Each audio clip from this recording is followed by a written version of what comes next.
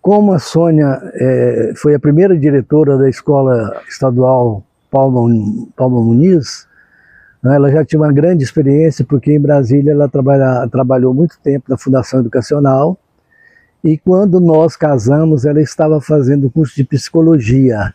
Ela parou, já tinha feito o 6º semestre, faltava apenas mais dois ou 4 semestres para ela encerrar o curso dela, mas deixou de fazer psicologia, né?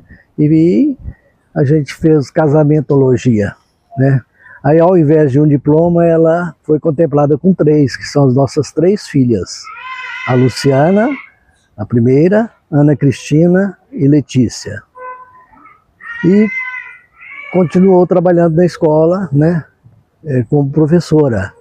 E de repente eu não estava ainda ligado à questão de educação. Eu tinha terminado meu curso, como eu falei, né, em julho de 1975, de matemática. E aí, de repente, descobriram que eu era formado em matemática e foram atrás de mim, porque na época era muito complicado a questão de professores, né? E aí acabei entrando no sistema, né? E quando eu entrei, comecei a dar aula no Palma Muniz, eu senti que ali era a minha praia.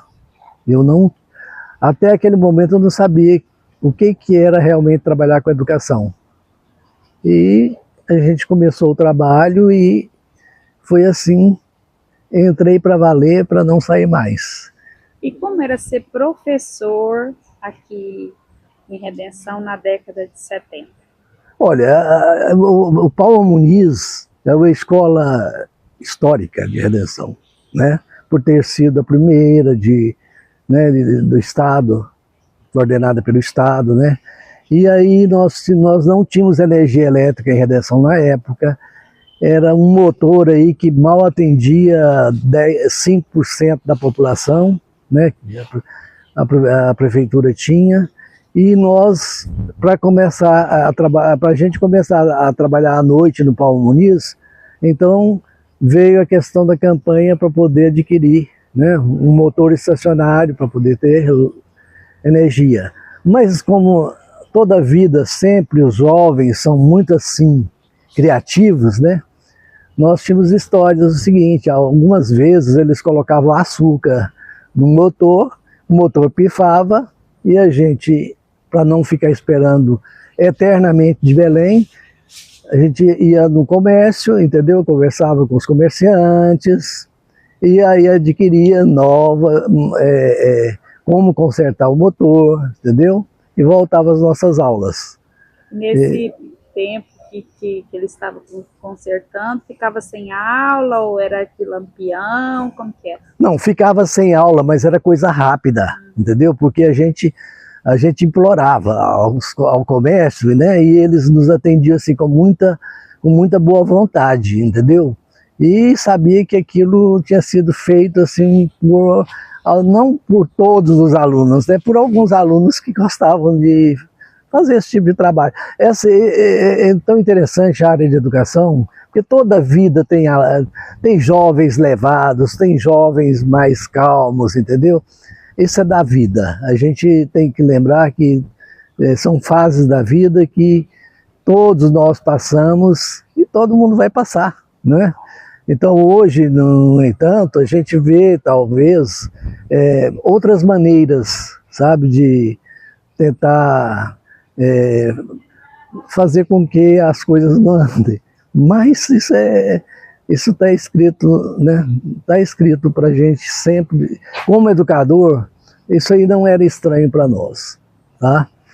E fazíamos festa, né? Com motor.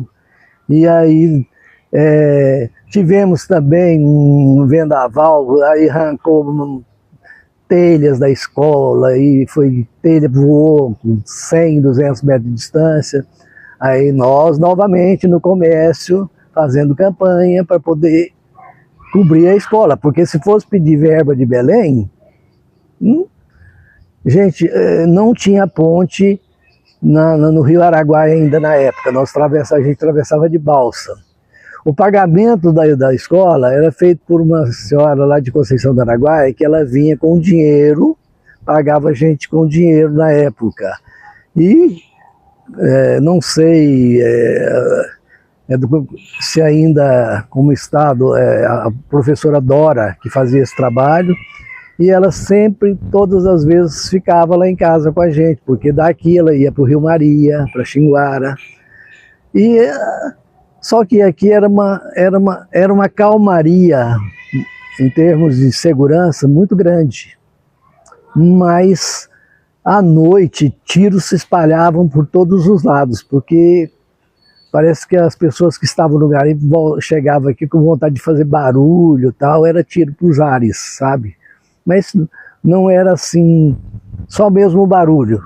Era só mesmo barulho. Questão de roubo, né? Não, era muito calmo. Roubo não tinha, sabe? Algazarra. Era algazarra, festa, né? Barulho, aquela coisa toda. E a muriçoca tomava conta, viu? Tá? A gente não conseguia ficar fora de casa.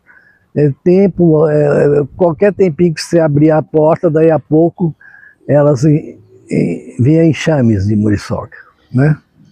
E teve uma época também que parece que a escola teve um surto de malária, né? Olha, eu fui agraciado com a malária.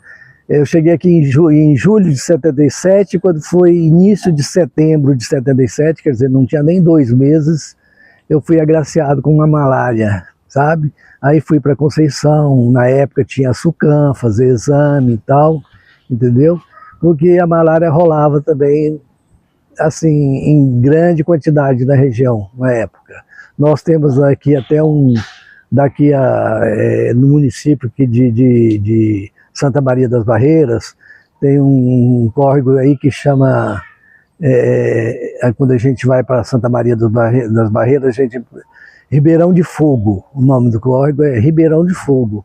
E ali dava malária acho que até no capim, que estava lá por perto, sabe? Tudo tremia, macaco e tudo. Mas as coisas foram abrandando, sabe? Na época, o trabalho da Sucam, e eles faziam sempre, né, uma detetização e tal, e foi diminuindo, sabe?